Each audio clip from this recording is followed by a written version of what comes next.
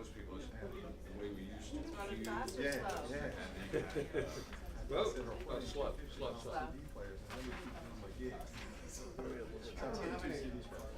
Yes, sir. We got Bobby. Okay. There we go. We got it going.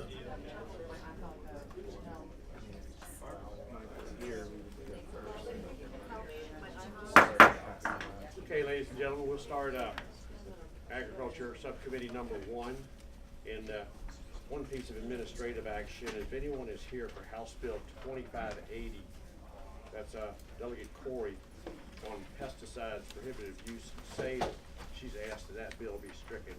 So without objection, can we do that? We have to do that as a recorded vote, I believe. That's correct. Because that's final action. Okay. Move to strike. Okay. Any discussion? Okay. Please cast your vote to just vote yes. Trust. Follow my lead. You'll always go right. 2580. Yes, Always ma'am. done wrong. Delegate Corey's asked her to strike her. Oh, yeah, yes. Even when you're right.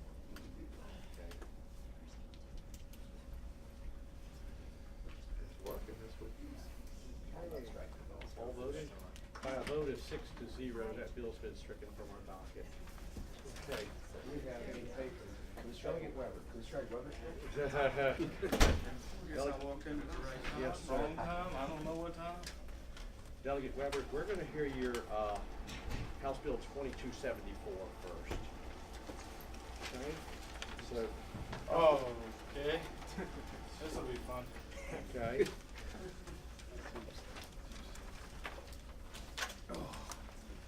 All right.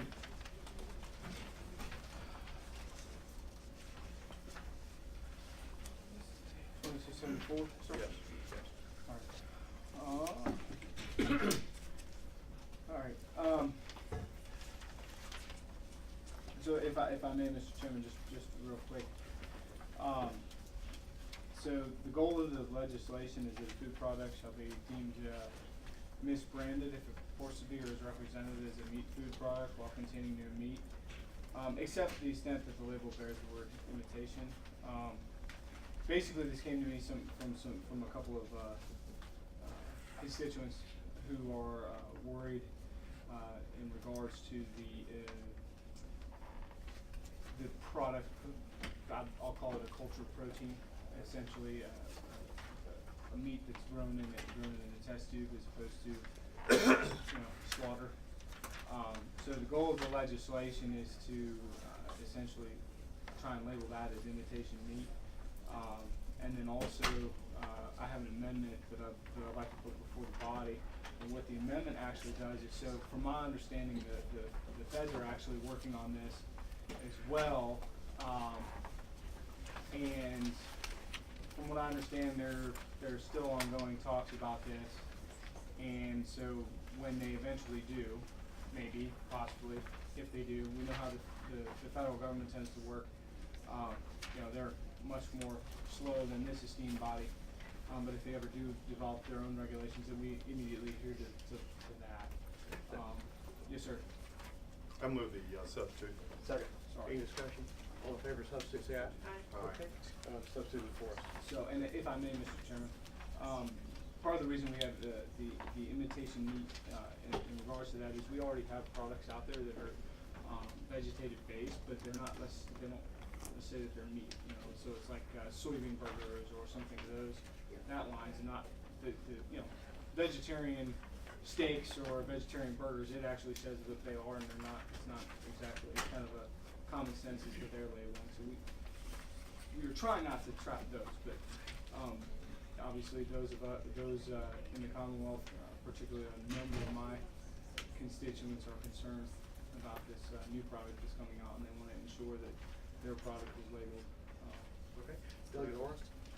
Yeah, Mr. Chairman, Delegate Weber, and understanding the science that has evolved. Today's agriculture ain't the farm I grew up on.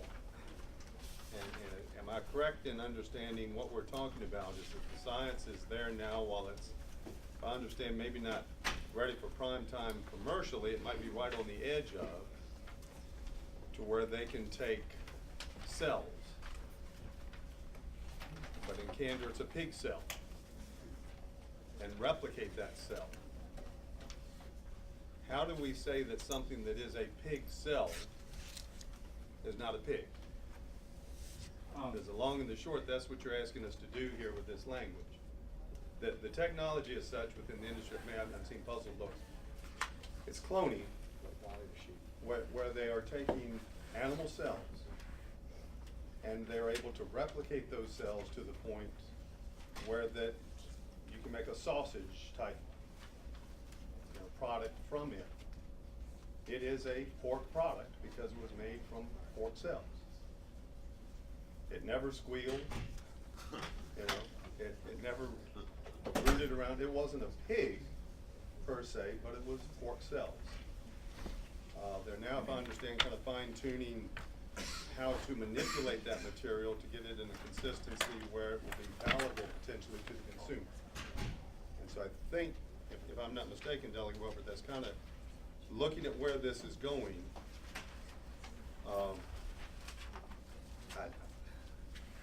Am I correct that that's what we're trying to head off, but doesn't this say that? Sorry. Yeah. Go ahead. No, go ahead. Essentially, what we are trying to do is create a separation between the two. So as we define a meat food product in code, a meat food product means any product capable of use as a human food that, in our changes, we say, I is wholly or in part of any meat or other portion of the carcass of any sheep, cattle, sheep, swine, or goats, and little I2 in the amendment has been harvested, processed, and packaged in accordance with federal law and regulations. That does two things, in that we harvest and we process, but then also we adhere to any federal regulations when they come forth on this particular issue. But I guess, Delegate, what my concern is more over here on page 3 of the bill in line 70 through 72. We're capturing this cloned matter, but also are we not capturing textured vegetable protein, black bean burgers? If they purport to be, We're talking about 15 of the labeling, okay, sorry. yeah, what would that not capture? You would have to call them a soy burger, and I know many hamburgers have a certain percentage of textured vegetable protein up to a certain amount, and where are we heading Yes, down that Mr. road? Chairman. However, I believe at least on many of those vegetable-based products, the ones that I see on the market, when it comes to the labeling, they'll tell you what's in. Tell you what we're gonna do. I'm gonna make a comment and we'll go to good comments is, one thing about the feds is they're studying this thing and they've been studying it for a while. We hope that they figure it out, and I kinda, at this juncture, I hate to get crossways, if our law's gonna be in conflict with theirs. So I just kinda throw that out there to think about that maybe this isn't ready for prime time yet, but unless anyone has any pressing questions at this time, I'll ask anyone in favor of this legislation to come forward and speak, please. Sorry, none of my constituents. Okay, that's fine. Make your line and be We're trying to keep their cattle alive. Yes, sir. Jason Carter, Virginia Cattlemen's Association, Chairman Committee. We support Delegate Weber's amended version of his bill because it clearly stipulates and segregates in our mind the meat industry, such products that are traditionally defined by FDA, USDA as meat, that this won't require the state of Virginia to make a determination that the federal government should be making and is undertaking at this time. So we support the amended language he's offered. I appreciate the caveat you put in there. Thank you. Stephanie Kitchen with Virginia Farm Bureau. We also support the amended version. As Jason mentioned, it simply would allow us to be kept up to date with federal regulations as they develop with USDA and FDA. In addition, the first part of the legislation, the added language, simply clarifies, I believe, the existing authority that is already there. If you look at number 6, that authority is already there as far as imitation food products, so we don't believe this would cause any major changes or cause a new definition to be made. So thank you, Master. Mr. Chairman, members of the subcommittee, my name is Kyle Shreve with Virginia Agribusiness Council, and we do support the substitute language as opposed in making sure that it conforms to the any federal definition that comes forward for us. Thank you. Thank you. Okay, anyone in opposition to this measure? Wants to speak on it? Opposition? Okay, fine, okay. Yes, ma'am. Okay. Good afternoon, delegates. I'm Nicole Manu, and I represent the Good Food Institute, a nonprofit organization dedicated to fostering the sustainable food system. We are here today to oppose HB 2274, and we oppose this bill for 3 reasons. First, this is an attempt to solve a problem that doesn't exist. Consumers are not confused by the products this bill is targeting. A phrase like plant-based sausage or veggie bacon, it clearly communicates that this food is plant-based and how this food is meant to be prepared and consumed. On the other hand, imitation sausage or imitation bacon does not tell consumers what this product actually is. It leaves them left to guess what the product's actually made of. Second, creating a state-specific prohibition would create an untenable situation where products sold here must be labeled differently from products sold in all 49 other states. Missouri is the only state right now that has passed a law similar to this, and right now it's subject to litigation. A patchwork of state laws which would inhibit innovation in free market is not something that Virginia wants. Consumer choice, not censorship, should determine winners and losers in the marketplace. Finally, cell-based meat is meat. Labeling it as imitation cell-based pork would be incorrect. It wouldn't allow consumers to make an appropriate choice. If a consumer is allergic to pork, if they see something that says imitation sausage and they think, okay, this must not have sausage in it, animal meat, and they eat it, they're going to have an allergic reaction the same way that they would have an allergic reaction to conventional meat. For these reasons, we oppose. Thank you. Okay. Okay. Well, that was pretty extensive. Anybody want to tell us we oppose and have anything new? Sure, I'll just echo the comments from the previous speaker, Missy Neff with McGuire Woods, representing Impossible Foods. Our client makes a product called the Impossible Burger and advertises itself as manufacturing a plant-based meat product. That's impossible. It is. Anyway, echoing all of the comments before and just saying, we don't think Virginia should be in the habit of picking winners or losers in this, and would like for you to vote against the bill. Thank you. Where's the beef? Color, where are you when you need? Good afternoon, I'm Dan Colgrove. I'm here with an association called the Plant-Based Foods Association. And this is a trade group that represents the makers of those products that Delegate Weber referred to earlier on. These are traditional plant-based garden burgers and things of that nature. We're opposed to the bill, at least as it's currently drafted. Our concern is whether or not this would in fact be applicable to our member company products. Had some very good conversations with Delegate Weber about trying to address that, make it clear, and hopefully we can continue to work on it. But at this point, we're opposed, at least as it's currently drafted. Mr. Chairman, members of the committee, Jody Roth on behalf of Virginia Retail Federation. We also oppose this legislation. We have a long-standing policy of opposing any labeling mandates for our members. It's costly and burdensome on our restaurants and our retailers. Thank you. Okay.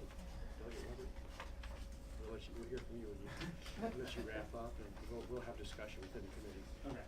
Well, just to wrap up real quick along these lines, you heard from both for and against, but in regards to this, we are attempting to clarify for the consumer.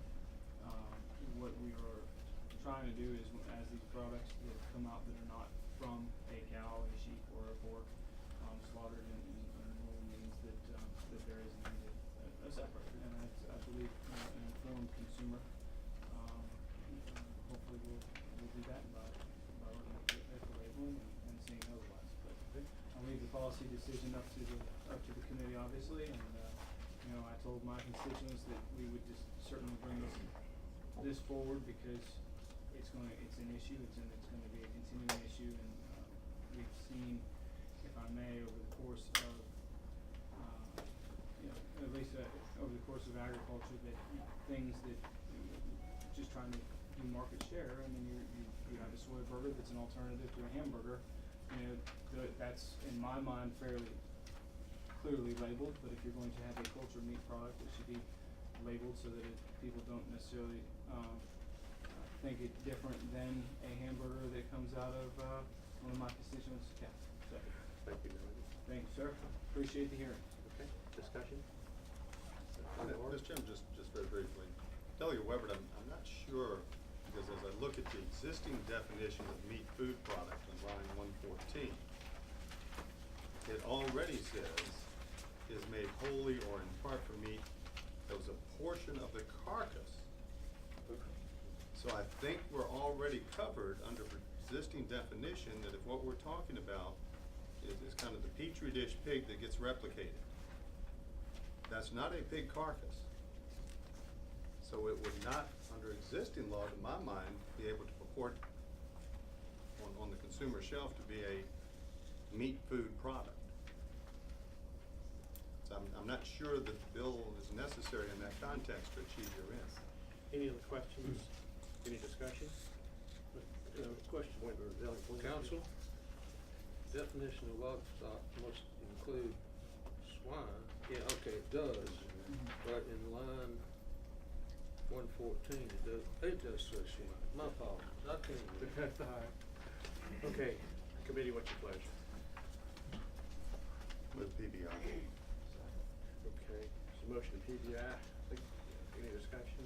Without any discussion, please cast your vote. The vote to PBI is a reading vote.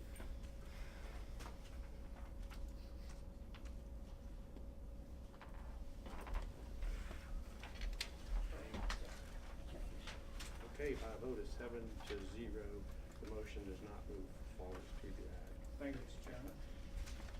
Do you want to do your other one, or do you want to wait a little bit? Okay, go ahead. You got your. It's your meeting, Mr. Chairman. No other patrons were here. That's what you get for being first. Okay. Well, we had deliberations, last week in regards to this piece of legislation. It's been dubbed, I guess, by proponents and opponents of it, as a dangerous dog bill. As I stated last time, sitting on this very committee, had chosen that I would never carry these, but, circumstances change. So we amended it last time, so I'll just reiterate what the amendments do in that, current statute has it upon conviction, the judge has only two choices, in regards to either 30 days to make the, offendant compliant or to put the dog down. The goal of the legislation that is that if you have an owner that has a change in circumstances, or it's just a bad owner and will not do what is necessary to keep the dog from the public, but there's somebody that will, then that judge has the discretion to transfer that dog to another owner, who will then comply with what is necessary to keep the dog, the dangerous dog in regards to this. Also that this dog only involves a companion animal, not the human contact, which is why we inserted A1. And then also, to make it more along the lines of an agricultural incident, the dog will then, it can also be shipped to someone out of state, not congruent with this state. And then we also added in this committee that where that dog is being transferred, the proper authorities be notified. And we also added, Mr. Chairman, at the expense of the owner, so that it does not affect What the state. happened is, we heard this bill in subcommittee last week, and then chairman's prerogative, not me, but the chairman a notch above me, wanted to bring it back to the subcommittee because he thought he had heard there was some information that hadn't gotten out. So we've heard this in subcommittee before. So what I would ask is, if you want to come up and say that you like the bill, that's fine. Love to hear that. But if you have any new information, we'd be glad to hear that. But lacking of new information, just please tell us that you concur with the legislation. So anyone that's a proponent of this legislation, please let us know. Yes, sir. My name's Elliot Harding. I'm an attorney out of Charlottesville, Albemarle area. I've both prosecuted and defended owners with this bill. And insofar as Delegate Weber explained the bill last week and this week, I just want to add a little bit more context to it. A dangerous dog is not a dog that is a vicious dog. As this committee knows, vicious dogs that commit a severe injury to a person or kill a person are adjudicated under a different provision. Same with a dog that has committed multiple offenses against an animal. Now granted, they have to be found vicious according to a court, so whether a dog factually has had multiple incidents is different than if they've been legally deemed vicious or dangerous. This is a bad owner bill, meaning the dog hasn't done a second offense or hasn't been found under the vicious dog statute to be a vicious dog. This is a situation where the owner has failed to comply with one or several of the conditions of the dangerous dog law and has been convicted of a class 1 misdemeanor under subsection M. So in this case, what you've got is an owner, no fault of the dog, who might not have put on the muzzle, used the leash, put up the signs, paid the annual dues. And again, this is a way to bring the court in and third parties in, whether it be in or out of state, who might be a more responsible owner.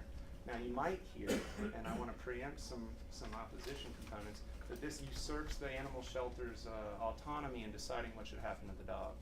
I'll note that it's policy throughout the Commonwealth in most localities that a dangerous dog is just euthanized.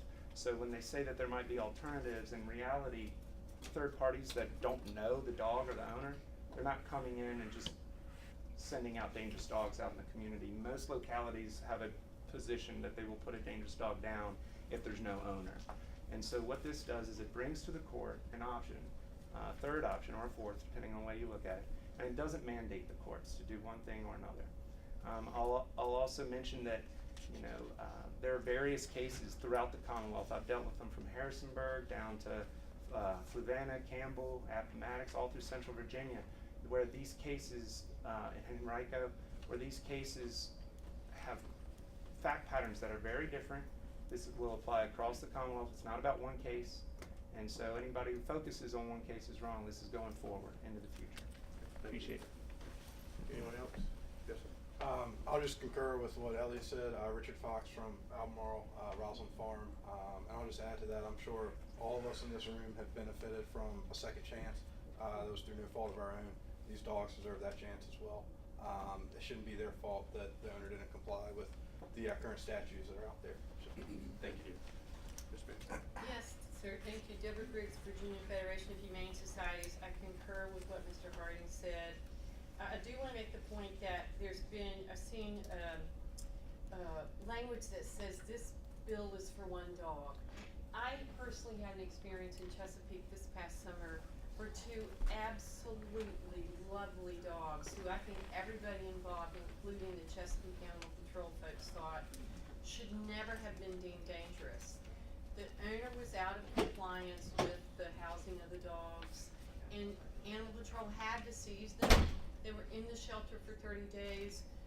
It was a very difficult case with, I'm simply saying this is not about one dog. It would have been wonderful to have had these additional options for the judge in that case. The other thing I do want to say is that I think your amendment to notify the local authority if a dog is moved to a non-adjacent state ensures disclosure. I make the additional point to echo Mr. Harding that this is an owner offense. This is not a new offense by the dog. The Virginia Federation of Humane Societies would be very grateful if you would report this bill. Thank you. Okay, in opposite. Joe Zetzler, owner of Off-Leash Canine Training. We support this bill as well. Largest dog training business in the country, based out of Virginia. With my expert opinion, 99% of dogs can be rehabbed. So they shouldn't be necessarily only given the option of being put down if the owner doesn't comply with the courts of Virginia. So we support the bill. Thank you. Yes, ma'am. I'm the Director of Veterinary Services in the Charlottesville Albemarle SPCA. That organization would also support this bill. There has been a lot of talk as though this bill is just about one dog, and a dog that's been in the care of the Charlottesville Albemarle SPCA for more than 4 years due to ongoing litigation. But I'd like to emphasize that this would apply to all dogs that have been deemed dangerous and then face a judge for a second time due to negligence of their owners. And these dogs should not then be deemed necessarily have to be euthanized because the owners failed to comply with the dangerous dog statute. It's not the dog's fault, and we should allow the judge to offer more compassionate alternatives Anyone opposed to this measure? Yes, thank you, Mr. Chairman. I appreciate the opportunity to come back and speak to this bill. I'm Sharon Quillen Adams, Director of the Virginia Alliance for Animal Shelters. We do oppose this bill, and I'll tell you why. But first I want to tell you that we are beginning in the March workshops, regional workshops of VOS, to review the entire dangerous dog statute, because this isn't the only dangerous dog bill you're going to take a look at this session. We enacted dangerous dog legislation in 1993, 25 years ago, and we did that to help dogs, because up to that point, a dog that had attacked or injured another animal or human was automatically put down. And every amendment to the dangerous dog statute has been to limit, actually, to protect dogs and limit those occasions when a dangerous dog finding would be made. So we're going to look at the whole dangerous dog statute, because we've been piecemealing it for the last 25 years. As to this bill, I believe that this bill, there was a suggestion by Mr. Harding that it's the policy of shelters to euthanize all dangerous dogs. And maybe I misheard what you said, Mr. Harding, but I think that's what you said. If you read the language of the current statute, the judge may return the dog to the shelter, the local authority, for disposition. Disposition is defined in state statute as euthanasia, but also adoption, return to owner, and transfer. There's nothing currently that precludes a shelter, either at the suggestion of the judge, at the encouragement of the judge, or absent the judge, of finding a home for an animal that's been deemed dangerous, irrespective of the owner, because we have owners who not only don't comply, we have owners who can't comply. And so the notion is that somehow there's a policy. There is no statewide policy. Now, it is fair to say there is one group of stakeholders that is not being heard by you, and those are the victims of the dangerous dogs.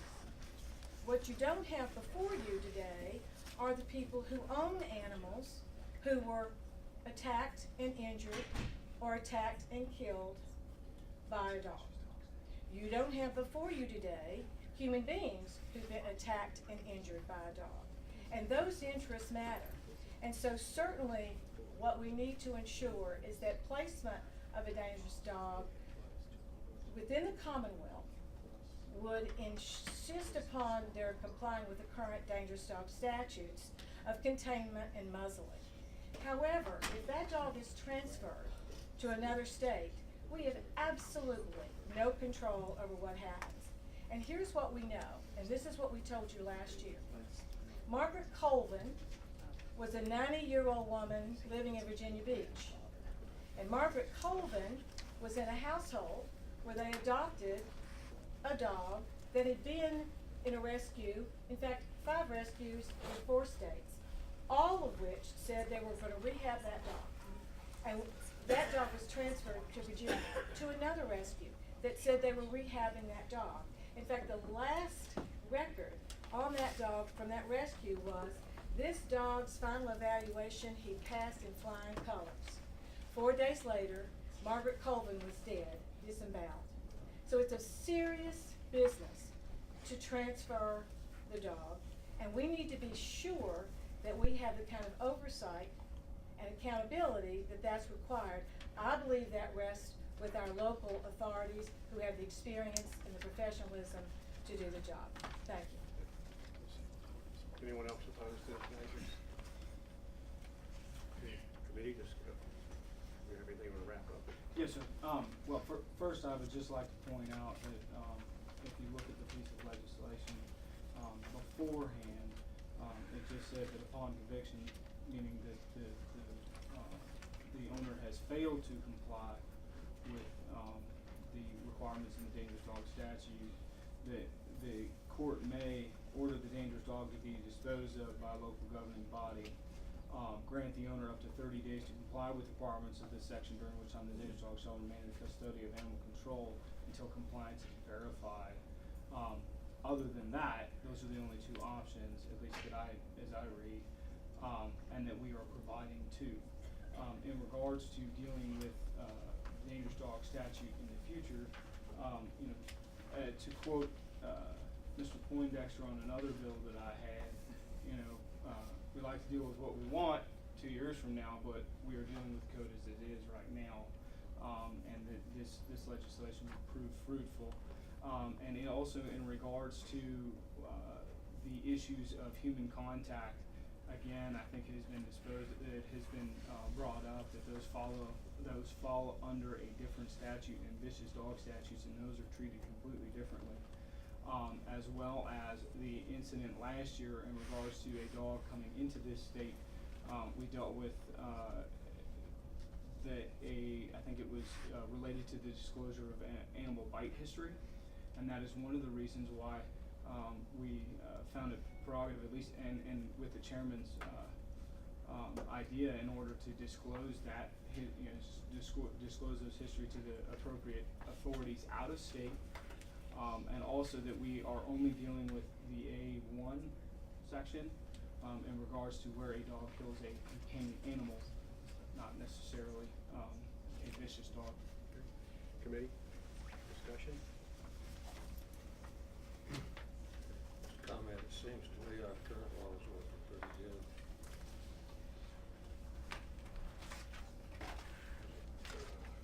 Mr. Chairman, I do, it seems to be a little contradiction of disposed of by local government. When you say disposed of, is council, does that include however they want to dispose of it? Mr. Chairman, they do have several options. It's not just euthanasia. Dispose of includes transferring and includes adopting it out to a new owner. That's what goes in. And that's in the legislation. No, I'm just saying that. Right, that's what you're saying, I understand. I'm saying disposed of, I'm trying to figure. Any other questions, discussion? Committee, what's your pleasure?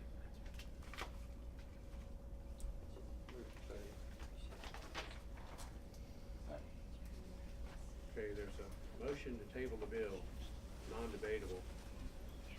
So, anyone wishing to vote, please cast your vote. The vote to table will be green vote.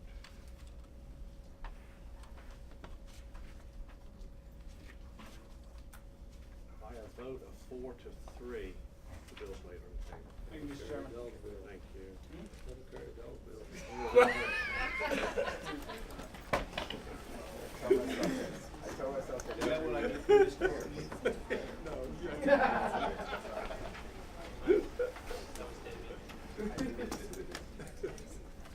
We'll clear out there. Okay. Please give your attention to Delegate Pogge. And Delegate Pogge, would you do 2257 first? Is that the one you would like to do first? Okay, let's do the easy one. Okay. House Bill 2689. Actually, this is a pretty simple bill. All it will do is add alpaca to the list of the definition of livestock. And as you all know, alpacas. Second. Any discussion? All in favor of adding alpaca to the definition of livestock, please cast your vote.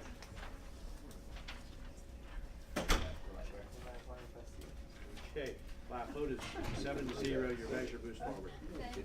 Now that bill actually came up because of a dangerous dog situation, and so that is the subject of my next bill. I'd like to just pass out a couple of pictures of a little puppy, and if y'all just pass this around, so look at that dog.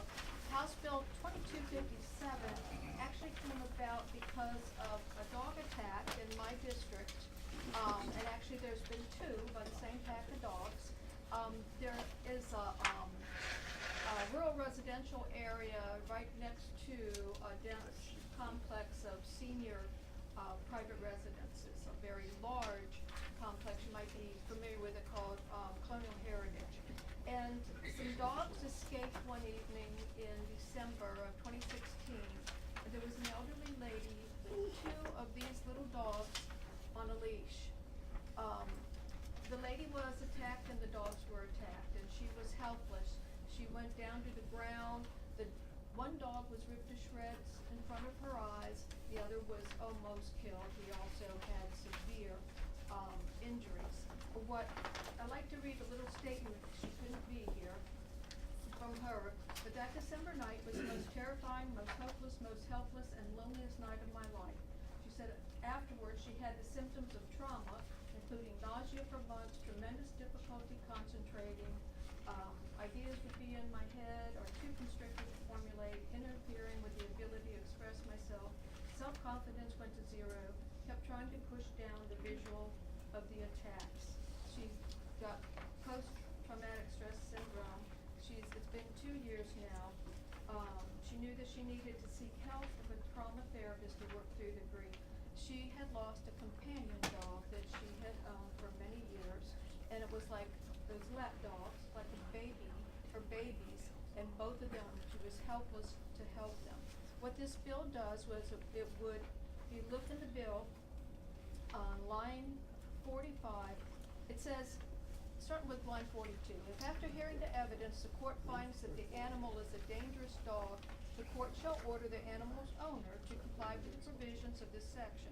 The court, upon finding the animal to be a dangerous dog, may order the owner, custodian, or harborer thereof to pay restitution for actual damages, and then my amendment to the bill, to the code would say, end emotional distress damages. There's been a second attack since this, in the same neighborhood, another elderly lady, she was attacked herself and her dog was killed in front of her eyes. And if you remember the alpaca bill we just talked about, that came about from the same dogs who attacked alpacas, broke into a wire fence and attacked the alpacas. So my bill would just allow a judge, it would not mandate a judge, but in his discretion, should she supply the proofs of needing emotional therapy, that he could assess emotional distress damages. Okay, thank you. So everyone understands what we're doing here. Delegate on. Mr. Chairman, Delegate Pogge was very sympathetic to the circumstances you bring forward, but am I mistaken, and not being the lawyer, I checked with one, and you get different opinions from everyone if you're not careful. Is that correct, Delegate Keene? I believed, and it was confirmed, that the lady did have the potential remedy of seeking a separate civil action for damages against the owners of the dog. Is that not accurate? I'm not sure, and I have also asked several attorneys. The county attorney has asked me to carry this bill. He did not think that the code provided for that remedy. Any other questions in the committee at this point? Okay. Anyone that's in favor that wants to speak of this measure? Okay. Is there anyone in opposition to this measure? Some lawyer. Yeah. Guilty. Chris Legault for the American Property Casualty Insurance Association. I didn't get a chance to speak to the delegate about her bill, but I did speak to her aide this morning about it and told her that we would have to oppose the bill. This would be a departure from existing Virginia law and the law across the country. Dogs, as lovable as they are, and I've always been a dog owner, they're considered legally to be property. And when you lose property, you don't get non-economic damages such as pain and suffering, such as emotional distress. So only 2 states in the entire country allow damages like this. And I would urge the committee not to extend Virginia law in this direction. That's all I have. Thank you. Anyone else speak in opposition to this measure? Okay, Brenda, you want to give us any final thoughts? Delegate Pogge? When somebody sustains injuries of this nature or is damaged emotionally, and I can only imagine what the visuals were for this white fluffy puppy being shredded in her presence and unable to do anything, that and now 2 ladies in my district, that certainly there's been emotional damage, but for them to have to pay out of pocket on their own to get any type of counseling or find help for the after effects, certainly they mended, their stitches healed. 1 dog, now 2 from 2 different sources, are gone forever, but there was tremendous emotional effect. I've talked to both these ladies at length. There was a huge community meeting about it, and and both of them are still suffering the damages and just weep when they talk about it. And so I think certainly that it should be within the judge's determination and his discretion, not mandating anything, that he could, if he sees the proof of the emotional distress, that he could assess damages, Thank you. at least restitution. Any questions or comments? Committee, Delegate Poindexter. So on the civil side, civil action can be brought in cases like this. Mr. Chairman, I would assume so. I don't know what the typical practice is or the success rate, but what did you say?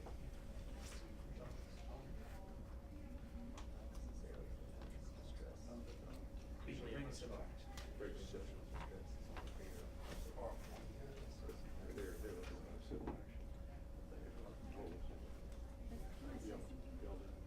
Yes, sir. Okay. Did you have something else? Is this your realm of expertise? Well, I used to do some plaintiff's work, which I shouldn't have been in this building, but emotional distress could come in negligent and intentional forms, but they're always a subset of negligence generally. So you don't have a claim just on emotional distress. You have to have something that's a negligence, and then as part of negligence, does it also go as far as being negligent emotional distress or intentional emotional distress. So if you can't make the negligence case, and obviously when you're dealing with dangerous dogs or any kind of dogs, you've got different strict liability issues based on the fact that a dog is inherently dangerous. You need to make negligence first before you get to the actual damages, and then add the negligence part of it. It might, and I hate to say this, but I agree with the insurance attorney, in that this is, I mean, whether you like it or not, a dog is considered property, and so in tort law generally, you don't have that. I had a similar situation like this that has nothing to do with dogs, but we had a tree that fell in our backyard, and it obviously caused my wife tremendous concern. She stayed up all night because the tree literally just missed our bedroom by this much, and so she couldn't go to sleep at night knowing that there was a tree that's about to fall on her bed. And so she wanted to sue, and obviously there's no emotional distress that we can get from a tree falling on your house. You can sue for strict liability, negligence, damages, but again, so once you start down that road of inanimate objects or animals like this causing negligence and emotional distress, then you're really opening up Pandora's box of all kinds of negligence that involve emotional distress, and I think that's where the line has to come. Thank you. Any other questions this time? Okay. Did you want to wrap up one more time, Brenda? You okay? Or? I would say this is different than a tree. This is under a section of the code that gives regulations for how to control the dog and how to, especially written under the vicious and dangerous dogs section of the code. And so there is an onus on the owner to keep control of his dogs. This is 3 times with these particular dogs. One has been put down, but restitution was never made for the health needs, other than the physical health needs of the victim. Okay. Committee, what's your pleasure? Move BBI. Okay, there's a motion and a second to BBI. Any discussion? Okay, please cast your vote. The green goes to BBI. By a vote of 7-0, the measure is PBI. Thank you. Okay, Paul, okay.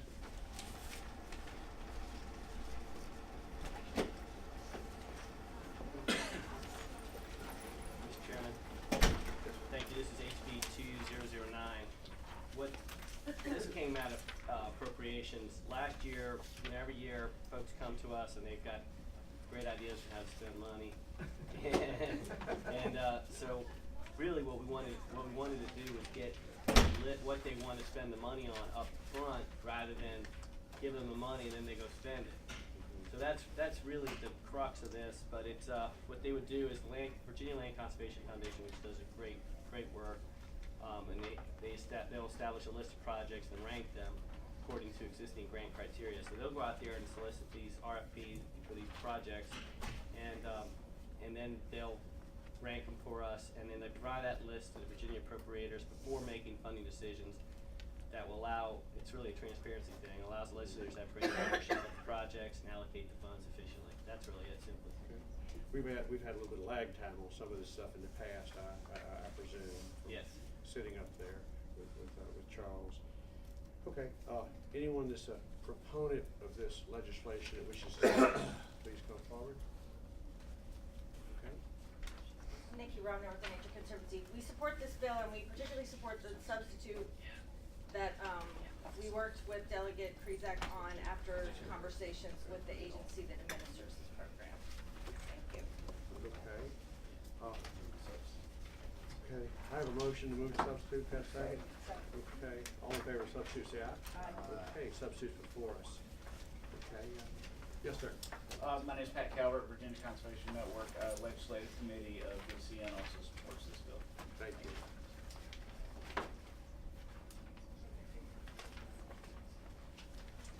Okay, is anyone here in opposition to this measure? Okay, it's come to my attention, Delegate Kresick, that there was some concern about maybe, I'll give you a scenario, maybe a landowner says, you know, I might would want to sell my land, but I don't want anyone to know that I'm going to sell this land, but I'd kind of like to maybe get on the list, but he didn't want his neighbors to know that. So tell me if this is true or not, that maybe you can get on this list, but you and your property wouldn't specifically be identified. It would just give some general criteria. Is that true or false? I think that's false, but they can tell you, the Land Conservation Foundation can tell you better how that list looks, but it would be much more transparent by having this list ahead of time. Plus, it's in an annual report as well, so it's, Does anyone here know what parameters are put on the list?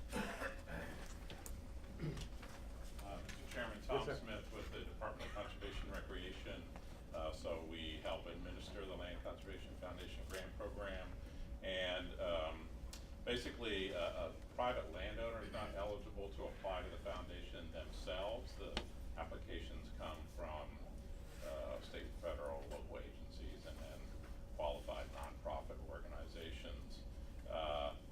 We try not to discourage applicants from ever listing a landowner's name in the title of the application.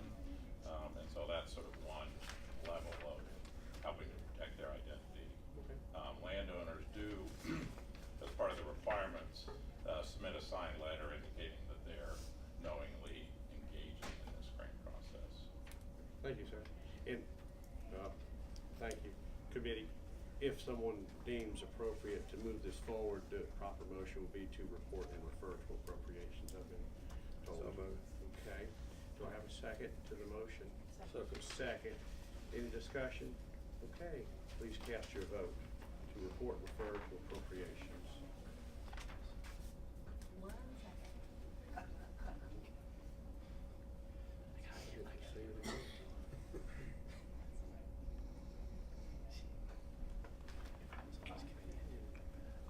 By a vote of 7-0, the measure moves forward to report and refer. Hey, Delegate Rush. Yes, sir. Thank you, Mr. Chairman. House Bill 2190. Yes, Mr. Chairman, I believe there's a line amendment. Okay. Yes, Sir, Mr. Chairman, House Bill 2190 on line 7. Everyone get 2190? Everybody got that?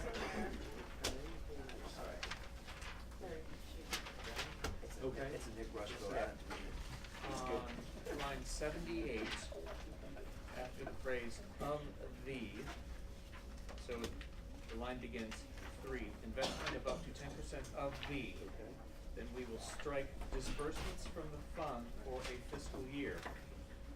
And we will insert balance of the fund, including any funds set aside by the commission as an endowment as of July 1, 2019. Okay.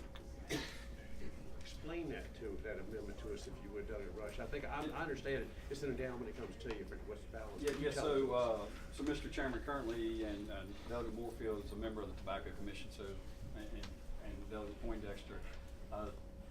Currently, there's about a $470 million balance in the Virginia Tobacco Commission fund. This bill would allow $47 million, and those are estimates because that number changes, of around $47 million as an investment into venture capital. The whole idea of this is to sorry. I'm gonna get the amendment before, so I was asking about the amendment, so you answered that question, so. Move the amendment. Any discussion, all in favor of the amendment, say aye. Thank you, Delegate Rush. Okay? Okay, all right, thank you, Mr. Chairman. So the whole purpose of the bill is to create, to improve Virginia's ecosystem for venture capital and capital formation and entrepreneurship in rural areas. This is a pool of money that is sitting at the Treasury, getting very little return. My hope or my desire for this would be allow the Tobacco Commission, and it's a may, it's not a shall, to enter into an agreement with an experienced venture capitalist. That's what my bill called for 2 years ago. This would be a Virginia venture capital account. They would go out and raise private money to match this $47 million. My hope would be to create a fund of around $100 million to invest in businesses in distressed areas and improve that ecosystem of how you would grow business in the Tobacco Commission region. Thank you. Let me ask, can I have a show of hands of who's here to oppose this measure? Okay. Move the report as amended. One question. Yes, sir. The funds would still only be, the venture capital money could still only be spent, invested in the tobacco region. Yeah, the Tobacco Commission would have, would contract with this venture capitalist who, and they would put that in their contract. Yeah. Yes. And people trying to get that money. from Yeah, and all so, over the Mr. state. Chairman, the full committee chairman, Delegate Marshall asked a similar question. This is, I represent Floyd County, which is in the Tobacco Commission. This is not an attempt to raid that fund. This is an attempt to enhance that fund. Hopefully we get a better return and create business. I think it's a twofer. Okay. There's a motion and a second on the floor, so, Just a quick question. I like the bill, I don't have any problems. Just curious about the jurisdiction. I think this might be the first time that I've seen this bill come up as a member here. Is Ag the right committee for this in the past, or say one of the money committees? No, this is the very first time I put this bill in, kind of like your proposal for I thought this up. Yeah, no, I was just curious, because I've seen this in the finance and appropriations world, and I like the idea. I just wasn't sure. Well, we said, and, Because it's Title 3.2. Mr. Chairman, Delegate King, we set the Virginia venture capital accounts up through finance because that's the mechanism which this would do. The authority to grant that to the Tobacco Commission would come from this committee. thank you. There's a motion and a second to approve as amended 2190. More discussion, please cast your vote.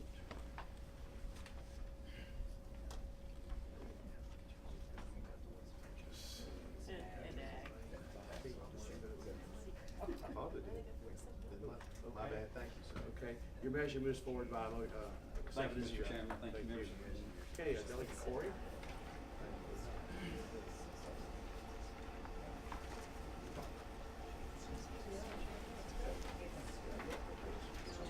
Okay, have a seat. 2580, you asked me to strike that, so we've already taken action and struck 2580. So now we have 2 bills yours left, so take your pick. Well, I would like to do 1906, 1906. please. There are a number of. You have a substitute? Yes, okay. Yes. So many line amendments that it's turned into.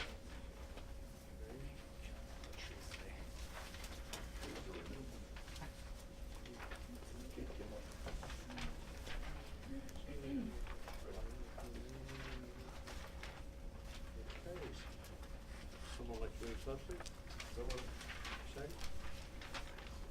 Want to have a second? Okay. Any discussion? All in favor of substitute, say aye. Aye. Say aye, Charles. Okay, substitute before us. Delegate Corey. Thank you.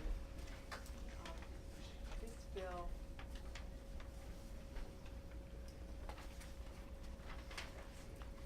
prohibits the use of residential automatic pesticide misting systems, which are places that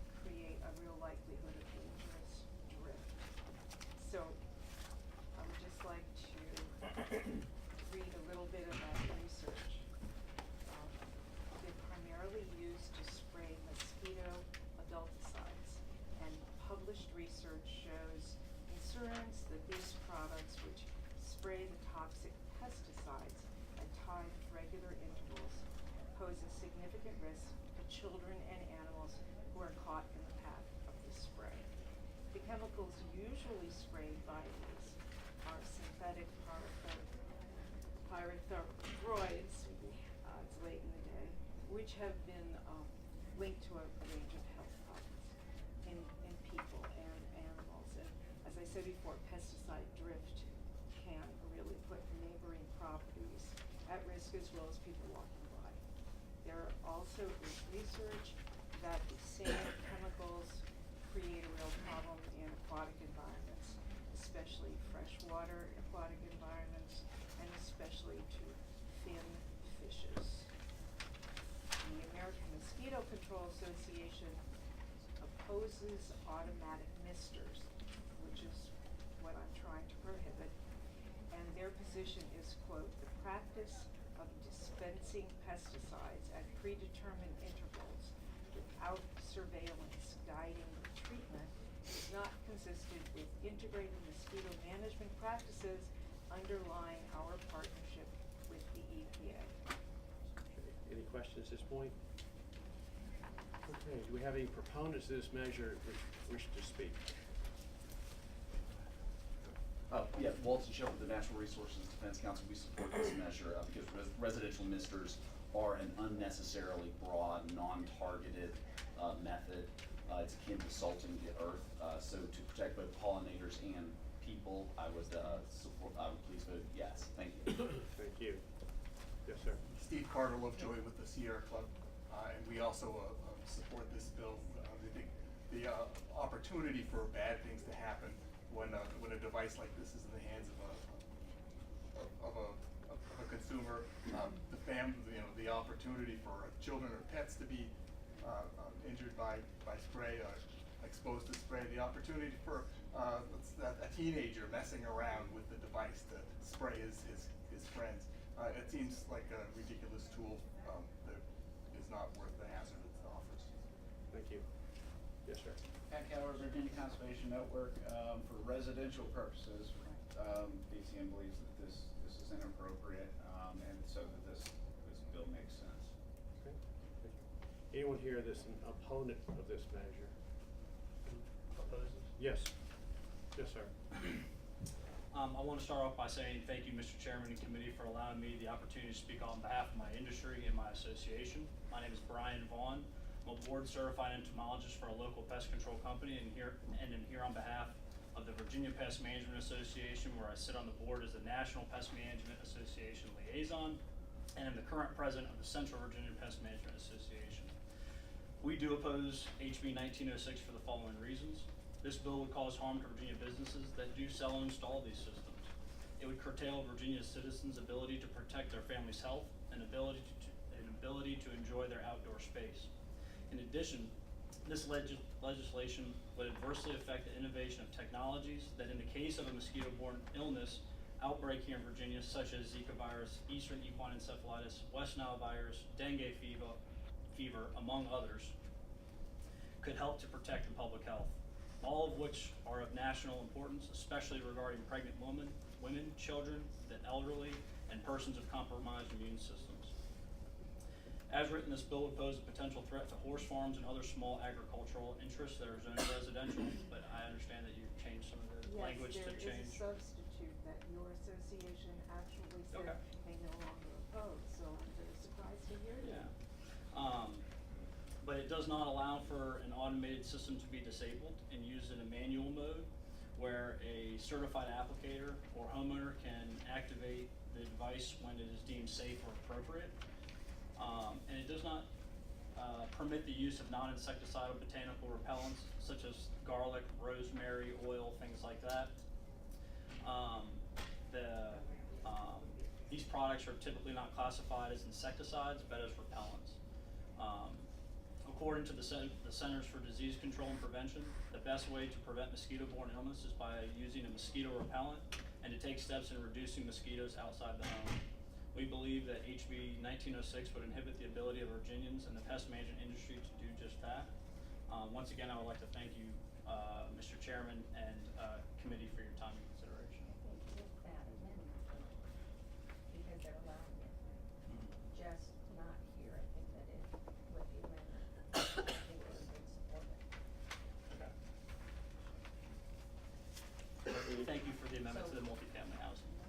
speak, ma'am. Well, that's sorry, my fine. name's Andrea Corona, I'm the Executive Director of the Virginia Pest Management Association. I wanna thank Delegate Corey and her legislative assistant for working with us. It's been, kind of a play-by-play, event today. And so, with the amendment that I think clarifies that these systems can be used in single-family, settings, that we would be able to support the legislation. And y'all are with the same Yes, sir. association? Yes, sir. Okay, okay. Is anyone else here to oppose this bill? Okay, I think now we don't have any opposition, if I hear it correctly. Delegate Laura? Mr. Chairman, if I may, one question, the only thing I guess it gives me, on line 106, how far away is near or around the exterior of such building? What comes to mind is where you've got these multifamily dwellings, condos, their dumpster area, to me, would be near or around. And it would preclude any type of device of this type being used there, and I know in a number of instances they may be used, whether it's roaches, flies. It's not uncommon from what I've seen when in these areas designed to spray at night, and typically no one would be around. But am I reading correctly that would probably be prohibited under this act? Yes, I believe that Delegate. setting it, may I? Yes, ma'am. Thank you. I believe that under this act, an automatic misting system that is near or around, as you are describing, would in fact be prohibited because there would be no surveillance. However, doesn't have, a misting system is different than an individual mister, and that is perhaps a fine distinction, but one that's important in this bill. Delegate Laura, if you don't know how to make an amendment, I can teach you. Show me how, Ms. Jones. Show me how. I'll second it. Do you care to amend it or let it go forward? I'll let it go as it is. Okay. Unfortunately, but. No, I need to know the distinction that she was talking about, an individual mister versus a system. What do we? Mr. Chairman, if I may, in the definition it means any device, period, singular, is a system. Excuse me, what line are you on? Line 104, defining the system as any device, singular or plural. Delegate Warfield, did you have?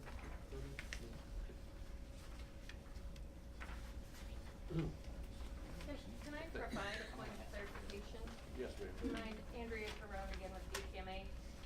There are some, products or equipment available that is basically a plastic holder that is meant to be installed with screws onto, you know, the soffit of a building or a post that you then, put an aerosol can in.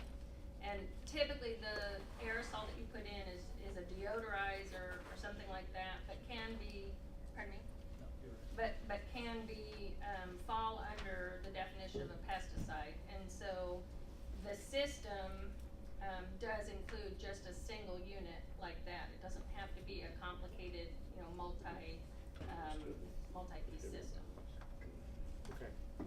Committee, any questions? Delegate I Warfield? just have a general question. So, you know, like Chairman Marshall said, every bill has a story. How did this come about? Thank you for asking.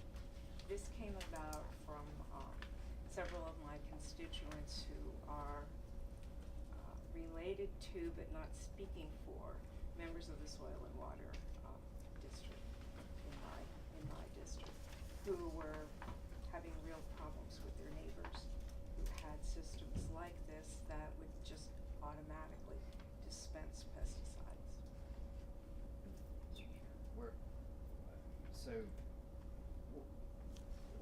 Was there any evidence of any health hazard, or was someone hospitalized, or was someone, did someone become ill all of this?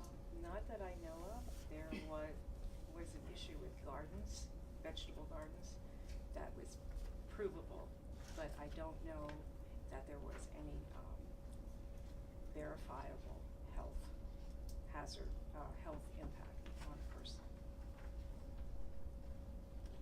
Committee, yes, sir. Mr. Chairman, speaking to the bill, I understand, appreciate the patron bringing it forward, but all due respect, if the condo multi-family home unit is using any of these pesticides outside of their approved legal use, they've got liability issues. If the manufacturer of the pesticide is putting out a toxic product, they've got liability issues. In fairness, it to me, it kind of looks like a solution looking for a problem. And so therefore, Mr. Chairman, I would move to PBI. Second. Okay, so motion on the PBI, 2 minutes. Any discussion on that motion? Mr. Chairman? Yes. I'd just like to make a comment. I understand the intent, but I can't support the bill. I'll use this as an example. You know, I've got 2 young girls, and if I have an automatic mister that could kill mosquitoes and possibly prevent them from getting West Nile virus, I mean, I can see the importance there. And so, you know, one thing that I worry about is, you know, if someone's out spraying their driveway with Roundup, and they do that on a regular basis, with, you know, how's that any different than an automatic mister as far as your concerns? No. No. No, I can't, So anyway, I can't that's- say anything. that's We why. have 2 minutes each side, that's a minute against. I was gonna say, I actually really like this bill, and I think this should move forward, and I'm sorry I didn't speak earlier, because I do think there are many different ways of dealing with Zika viruses. I work in Yes. Central America, having worked in areas like this, and automatic misters, this is not a way. I think it is a real waste, and it is gonna contribute to ground and soil contamination. That is not gonna prevent, there are otherwise ways to deal with mosquito outbreaks, and misting is not gonna do it. You're gonna go to the source, you're gonna do testing in the water. When you're dealing with Zika viruses, it's waterborne, it's not in the air, that's not gonna do anything. So I think this is just a product that is catching on, and it's like a new consumer fad, and I think we need to be really careful. So I think, you know, we had a quick conversation, but I'm sorry, I think this is a really good idea, and I think we need to think about this carefully, because this is something that as members of this committee, we should keep an eye on these wasteful ideas that I'm surprised that the pest group is against it, because I would think it would go against your man hours. You know, maybe, you know, it's a product you can sell, but They I'm pulled their sorry. objection. Thank you. Okay, okay, now it's time to vote. Okay. The motion, House Bill 1906, is to pass by indefinitely. By a vote of 5-2, the measure is passed by. Okay. Delegate Corey, you have one more. I do. Thank you, Mr. Chairman.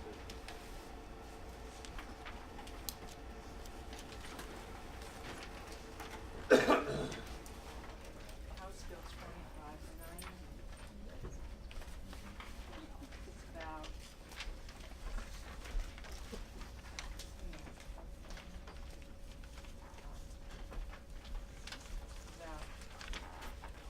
encouraging animal testing facilities, to, and I believe, to put the dogs and cats that they use in the testing up for adoption. Essentially, if you look at the bill itself, the last section, pages 40 through 46, is what I'm adding, and it says, prior to euthanasia, any animal testing facility that no longer has need for a dog or a cat in its possession that does not pose a health or safety risk to the public shall offer such dog or cat for adoption to a releasing agency or through private placement. Such animal testing facility shall keep such offer for adoption open for a reasonable amount of time prior to euthanizing such dog or cat. An animal testing facility may enter into an agreement with a releasing agency for the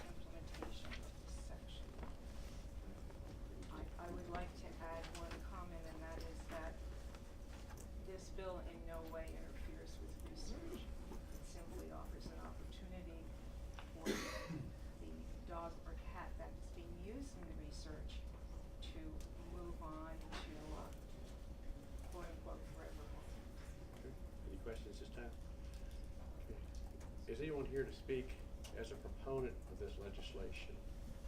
Yes, sir. Mr. Chairman, Matt Gray with the Humane Society. There's a lot in just a couple sentences of this bill, so I could unpack it really quickly for you. This bill does not prohibit animal testing on dogs and cats, right? And it doesn't prohibit the euthanasia of those dogs and cats if that's necessary for the research that's taking place. For example, the animal needs to be euthanized in order to be dissected so that its organs can be studied. That's still permitted here, right? And there are a number of organizations in Virginia that are in a position to help with the second part of this, right, with the adoption part of it. And also important to note, Mr. Chairman, if the testing facility determines that that's not safe to do, that's okay too. They don't have to put the animal for adoption if the determination is made that that would be unsafe for some reason. So there's a lot there. There's a bit of an explanation. I hope you'll vote in support of the bill. Thank you. Yes, ma'am. Hi, Tabitha Treelor. I represent the Richmond SPCA. We also are in support of Delegate Corey's bill. We are a Virginia releasing agency that has on numerous occasions reached out to testing facilities in order to offer to take animals into our care following the conclusion of such research. And we're in a unique position to provide medical and behavioral rehabilitation to these dogs and cats.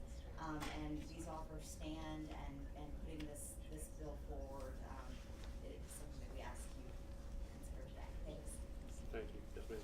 Deborah Griggs, Virginia Federation of Humane Societies. Roger, what Matthew said and Tabitha said, I'll add one thing. My organization has over 108 releasing agencies. We would be privileged to help these animals when they are no longer needed by the testing facilities. There are places for these animals, and we encourage you to report this. Thank you. Yes, sir. Oh. My name's Lorelei Pulliam. I have a sanctuary for animals, and we work with children, and we use abused and misfortunate animals to help the children themselves heal, who often suffer from abuse and neglect. I know Martin Luther King said, never be afraid to do good for animals or people. And I think this is an excellent opportunity for the state of Virginia to show that, like probably 5 or 6 other states, that we have compassion, and there's really no reason not to allow these animals a chance to leave cages and that have never seen the light of day. Let them wait at the school bus. Let them sit by the fire. Give them a chance to live a life. There's absolutely, I can't think of a reason not to. Thank you. Hi, I'm Charles Woodson, and I'm representing the Richmond Animal Advocacy Alliance, and we support this wholeheartedly. And if just one animal were to be redeemed through this bill, then that would be a very big success. And I ask you to please support this bill. Thank you. Is anyone here in opposition to this measure? The Virginia Animal Alliance, the Virginia Alliance for Animal Shelters supports this bill. Thank you. Yes, ma'am. Okay. Anyone in opposition? Good afternoon, Mr. Chairman. Elizabeth Hooper with Virginia Tech. We do have concerns with the legislation, and we've shared those with the patron's office. Virginia Tech already has an adoption program in place for dogs and cats. In fact, the vast majority of our animals are actually adopted by our vet med students, faculty, and other staff. Our program actually allows us to ensure that our animals go to patient, loving families and owners that are equipped with any specific training that they need to care for the animals. Our hands-on approach, the program also ensures that our animals don't end up in a shelter. Requiring the institution to offer the animal to a releasing agency would inhibit our ability to ensure that our animals find good, safe homes. We would have no control over the next steps that releasing agency may take, what they may do with the animal, or how they may use the animal to advance their own agenda. We would be very happy to host any delegates or members from the other body for a visit to Virginia Tech to go over in greater detail how our dogs or cats are used in the classroom, and our current adoption program, which helps them find a happy and suitable home based on their needs and care, as determined by our trained staff and veterinarians. As a reminder, Virginia Tech is already under the regulation and guidelines of the USDA, the Office of Laboratory Animal Welfare, and we also have a campus peer evaluation through the university's Institutional Animal Care and Use Committee and the Office of University Veterinarian. Thank you very much. Mr. Chairman, members of the subcommittee, Susan Seward with the Virginia Veterinary Medical Association. I would associate my comments with those of Ms. Hooper. who share those same concerns about a vet school. Thank you. Thank you. Hi, Mr. Chairman, Ashley Hood, Virginia Commonwealth University. I'd like to echo the comments of my colleague at Virginia Tech. I would also like to reiterate that our institutions have robust adoption programs in place with private individuals and adoption agencies with whom we have vetted and with whom we have established solid relationships. Our policies take into account the types of studies the animals have been involved in, whether the animals which are purpose-bred for research are suitable for adoption, training required for both the animal and new owner to ensure a smooth transition, and a host of other factors. Legislation requiring adoption of dogs and cats may limit the decision-making of the attending veterinarians and not permit these important factors to be taken into consideration. Thank you. Thank you.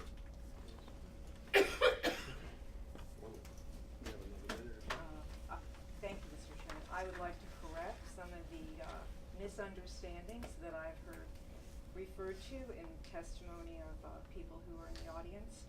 This does not require entering into an agreement with a releasing agency, and it does not require the adoption of every single animal, dog or cat, that has been used. This is an option, and there are some universities, for example, like Johns Hopkins, that have a policy already, and the policy that Virginia Tech has is admirable. This does not affect it at all. It simply encourages other testing facilities to follow suit. Mr. Chair, I was just wondering, because in spirit, I support what the delegate's trying to do, and I think that's the right thing in terms of the policy. I just want to make sure we understand what the bill actually does, because reading it, unless there was an amendment that I don't know about, reading it, it says that they shall offer this, and that's the only option. So I would love, if there's a way we could kind of split the baby in this situation where we can accommodate the legitimate research needs of our schools and university and other labs that are out there, at the same time try to accomplish the goals of our Humane Society and others that want to protect those animals. I think there might be a way to do so, but I think the way that the delegate is explaining it is not the way the bill is written right now. So if there's some way we can try to accommodate it, I'd like to find that. Oh, I'm sorry. Mr. Chairman, I'm going to raise a different issue here, and that being, if you look at the definition of animal testing facility, any facility defines yada yada and uses cats for research or education or testing or other scientific purposes. I would suggest that you're creating a mechanism whereby every high school agriculture small animal care program that has dogs and cats that they use for education purposes, that typically don't euthanize, that almost always they do find a home, would have to find a way, to make sure. And I just think, the definition of the testing facility is broader than it should be in this circumstance. The concept has merit, but I think the language of the measure before us is just too broad or too vague. Line 44, where it speaks to a reasonable amount of time, I would suggest that among the several of us on this committee, our definition of a reasonable amount of time would probably be as diverse as the members of the committee.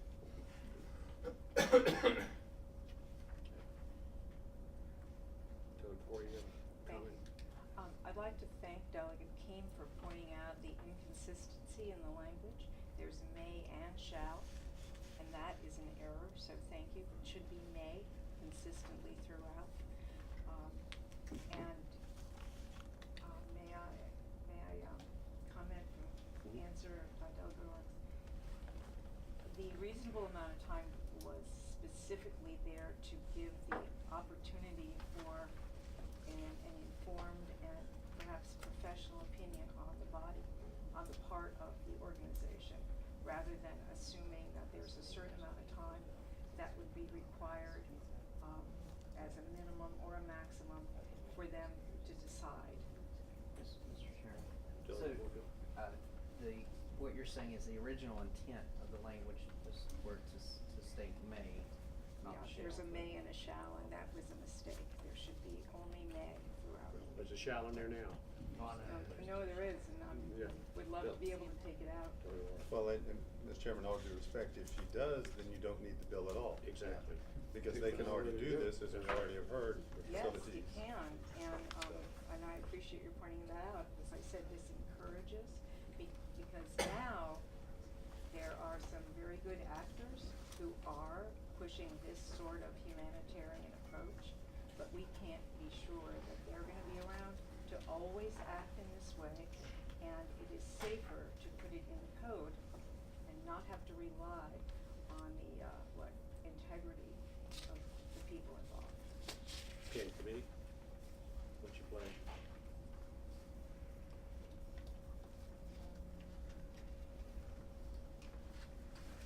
If I don't hear anything, this thing's gonna die for lack of a motion. Well, Mr. Chair, if we are gonna move. I have a motion on the table. I'll ask for discussion if I get a second. Second. Motion is to report. Motion to table. No, he said have a motion on the table. Okay, there's a motion on the table to report. Do I have a second? I would second it, Mr. Chair, but I hope to Okay, there's a amend it motion, before we that's vote. fine, there's a motion and a second on the table. Okay, we'll speak to the manager. Yeah, Mr. Chair, and then members, and I certainly laud the efforts, and I agree with you in spirit what we wanna do. I think the issue is with the language and the broadness of it, and so to the extent that we can try to narrow it, I'd like to. I don't know if we have the time and energy right now, given that we still have, 2 or 3 more bills on the committee docket. So the simple thing I would ask for is to just, strike shall and replace may on line 42, as a line amendment. We can certainly do that. But if we adopt that, then we can see, where the pleasure of this committee is. I offer that commitment, I would offer that amendment right now, Mr. Chair. Second. Okay, there's an amendment on the table, to change the shall to a may. Line 42. Line 42. Any discussion? Discussion, that you don't need the bill at all if you change from shall to may. You can already do this, and it's being done. Trying to be helpful. Okay, all in favor of the amendment, say aye. Aye. Okay, all opposed? No. No. No, I didn't vote. You didn't vote? This is true. Okay, so it's 3 to 3, so it doesn't, the amendment doesn't move forward. Okay, so there was a motion on the original bill Yes, sir. to carry forward, so. And I'll stay on the second, on that original motion. Okay, sure, okay, so. Substitute motion. Okay, substitute motion. Lay on the table. Second. Okay, that's non-debatable. There's a motion to lay the bill on the table. Please cast your vote.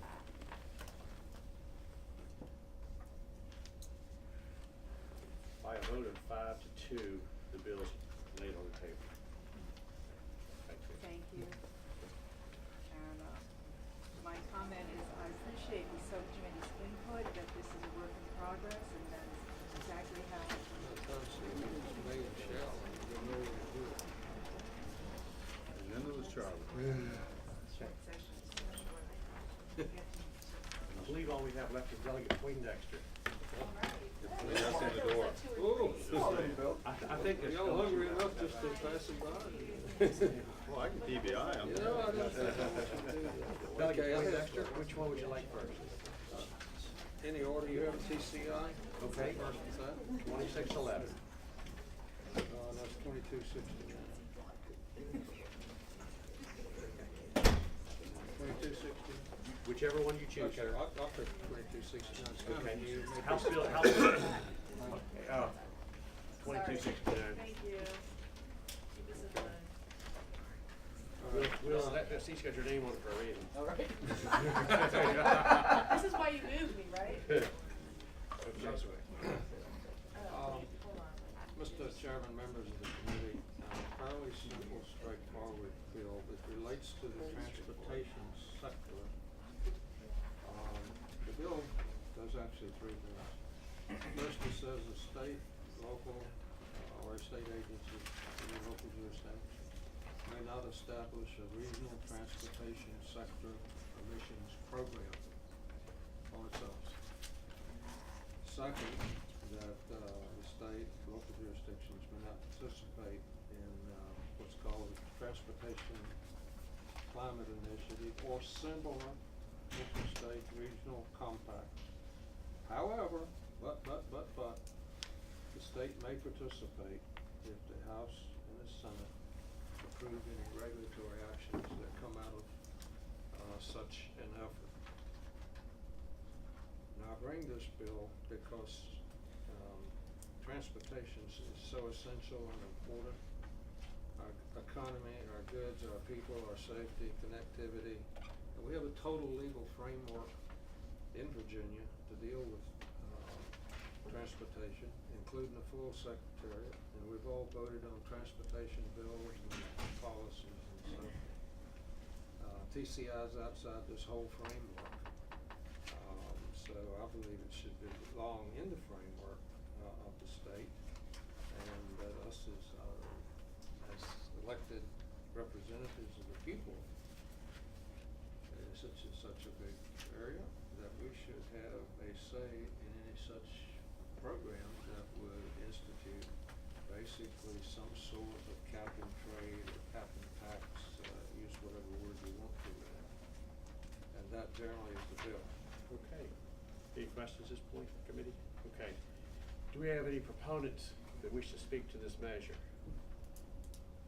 Yes, ma'am. Tucker O'Meaching on behalf of the American Fuel and Petrochemical Manufacturers. There's a representative coming to speak a little bit more on behalf of this, but we supported Delegate Poindexter's bill due to the unrealistic scope of the Transportation Climate Initiative for consumers of fuel in the Commonwealth. So we support the delegate's bill. Thank you. Yes, sir. Randy Randall, Virginia Tea Party. We support the bill strongly. We want the General Assembly to take control, bring all this stuff back into a debate format so you can decide, not some agency, not somebody who come up with a great idea. Transportation is critical. This belongs in our system, not outside. Is anyone here to speak in opposition to this measure? Yes, Mr. Chairman, members of the committee, Chris Bass, Chief Deputy, Department of Environmental Quality. The administration strongly opposes this bill. Thank you. Mr. Chairman, I'm Mr. Pollard with the Southern Environmental Law Center. Transportation is the #1 source of carbon pollution in Virginia and nationwide. And all that TCI does, Transportation Climate Initiative, Virginia joined it in September, and in December the members agreed to a year-long study to look at a regional system to reduce emissions. There have been no decisions yet, and there's nothing about TCI that authorizes this regional body to impose anything on Virginia. It would be up to Virginia to decide at the end of this study if we want to participate in that power or not.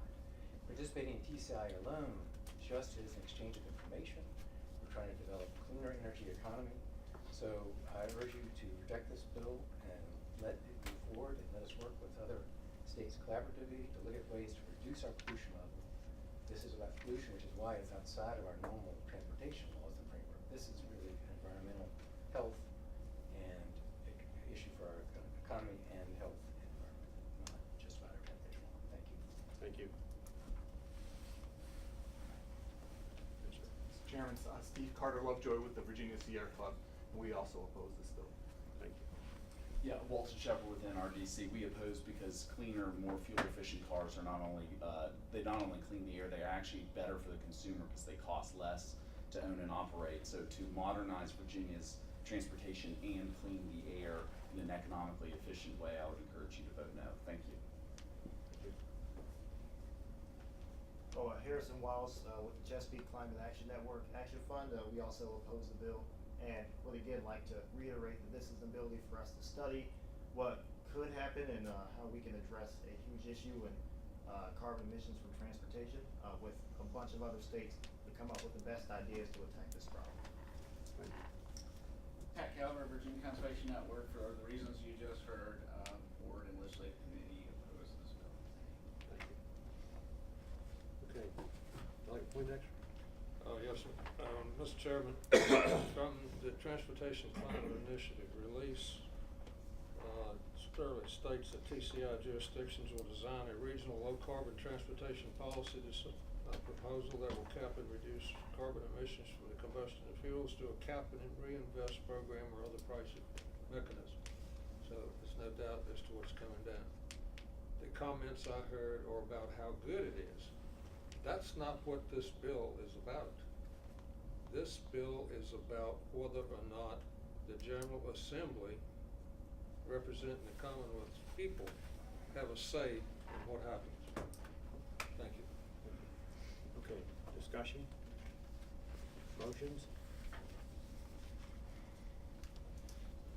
Move report. Charles? Second. There's a motion and a second to report the bill. Any discussion? Okay, please cast your vote. By a vote of 5-2, the measure moves forward. Okay. Delegate Poindexter. Second bill I have is House Bill 2611. This bill deals with same sort of thing, but the energy sector of our There's a group of Northeast states who's been in existence for a year or two that are saying they're trying to do the same type thing, implement a cap and trade program. Some have already done it. Whether or not it's all gonna work out, we don't know, but basically the bill says it's about the same thing. No Virginia agency or locality can establish a cap and trade program on carbon dioxide, nor join or participate in a regional group such as RGGI or any other, but it has the same out here. Virginia may participate in RGGI or any other regional program dealing with this topic, as long as the General Assembly approves whatever regulatory actions that come out of that, meaning that the House and Senate has to vote on the regulations to approve them, to put them in effect, since they impact all the citizens of the Commonwealth of Virginia. This bill too does not address the yay or nays of climate change or anything like that. It says the people's representatives have a say in it. Okay, thank you. Okay, anyone is a proponent of this bill wants to speak, please do so. Mr. Chairman, I'm Brett Baskin, CEO of the Virginia Manufacturers Association. The reason I'm here today, we're one of the largest users of electricity in the Commonwealth, so we have a little outsized interest in this. I represent the 5,000 manufacturers with about a $43 billion output in the Commonwealth. We have worked on RGGI through the governor's regulatory process through the State Air Pollution Control Board, so we have legal filings and all of it. And I just want to give you a couple of pieces of information to consider, and we support the delegates' bill because of this.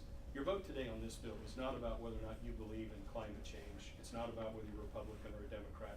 It's about process. We have now entered into a realm of regulatory policy where we have citizen boards, unaccountable and unelected, who are making decisions that fundamentally reform areas where they're traditionally not responsible, like energy policy. The reality of RGGI's participation is setting a cap and trade through a policy board is estimated at a $250 million price tag to join it per year. Over 10 years, that's $2.5 billion. You remember what we did last legislative session with reforming the grid. That was a monumental decision on behalf of the Commonwealth, and we're gonna build 5,000 megawatts of renewable energy, and we'll have $1 billion investment in energy efficiency. What I would argue, and the reason we ask you to support this is, last year was a good illustration of how the Commonwealth can pick up its own energy future, its own clean carbon future, and do it in the Virginia way and get to the same goal. I'll remind this committee, in 2014, Virginia was already 15th in the nation, lowest carbon emissions per capita. When we finish the clean carbon transition through the grid modernization, I would argue we'll be in the top 10. We've yet to have the SEC model that, but those numbers are pretty remarkable. So again, we point out, you've got a regulatory body pushing us into a very expensive regulatory scheme of which we can't see any direct benefit, including the Department of Planning and Budget even said in their files, we can't identify a Virginia benefit.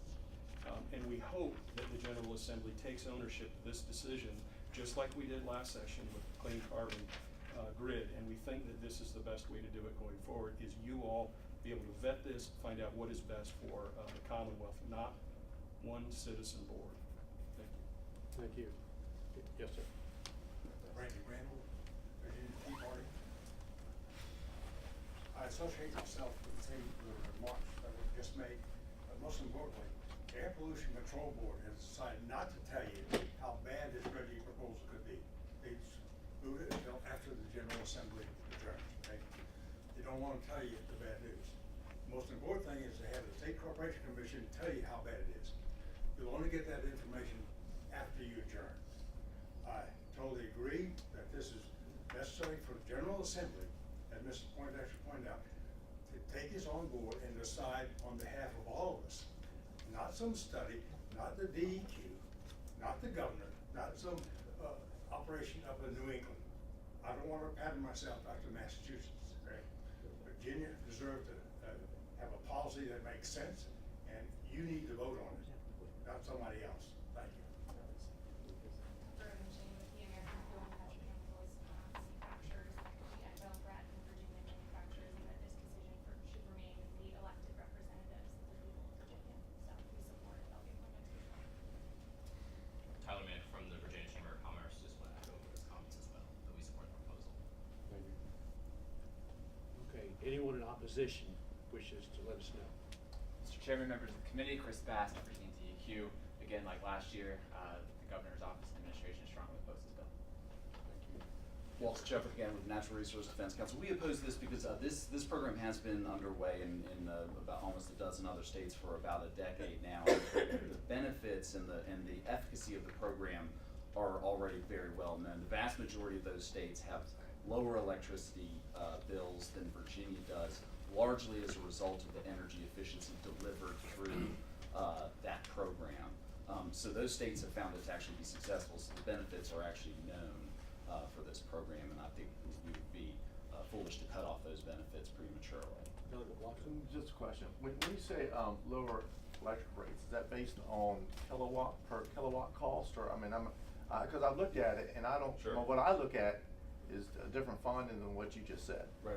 I'm talking about average in the residential sector, average monthly electricity bills. Okay, so yes, follow-up question. Not rates. Yeah. Not rates. Not rates. So you're comparing a apartment in New York to houses? I mean, if you're No, going houses all across the 11 states that are in the Reggie region, which does include some apartments in New York, but I'm talking on average residential. Yeah. Okay, I mean, I can only base my conclusion on Sure. kilowatt cost. Absolutely. Yeah. Okay. Respect that. Thank you. Thank you.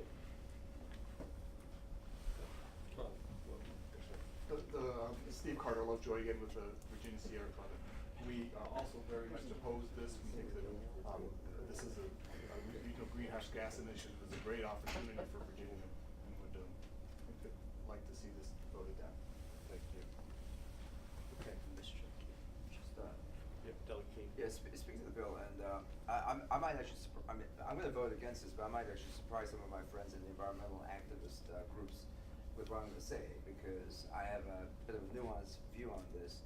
I actually agree with a lot of the folks that support Delegate Poindexter's bill, not on the substance, don't get me wrong, not on whether we should or shouldn't join Reggie, because I think we should, but on the idea that we as a state government, we do a really bad job in balancing the differences of the agencies, executive branch, legislative branch, judicial branch, agency, bureaucracy, citizen boards.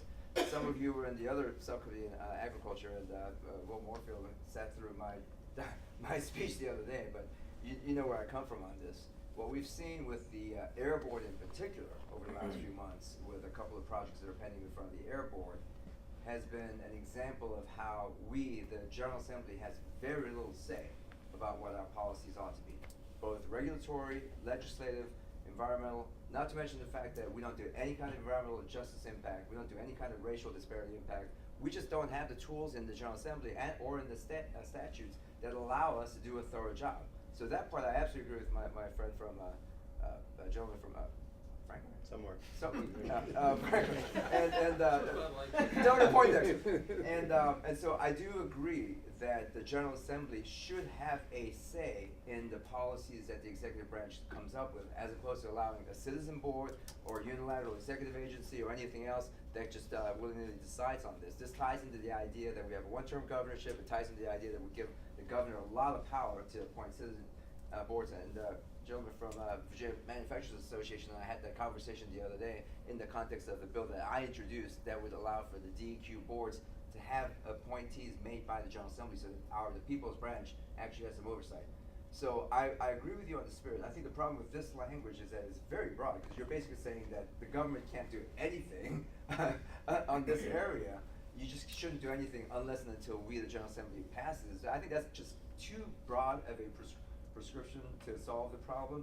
So I agree with the concern. The thing I think the most important part of this is that as we have these conversations, whether it's regime or effectiveness and such, we really need a vehicle in the General Assembly and in Virginia generally to have these conversations and hear from the input of the public. Right now we don't. So the only way we get these conversations is from some of us who put these bills in, force a conversation in the subcommittee, and then we're done with that. And then for a whole year, we don't get anything done. So to the extent that if anybody cares about these issues, whether you're in the executive branch, citizen boards, advisory boards, regulatory boards, or members of the public, we would love for you to engage with all of us throughout the year so that we know what's going on and so that we as a people's body can actually be representing your interests and having these interactions. So on that front, I think that's the good government way to do it. On this bill in particular, because it's so broad and the subject matter is something that I believe is enormously important for Virginia, I'm gonna have to oppose this, but I do like the idea of adding more oversight.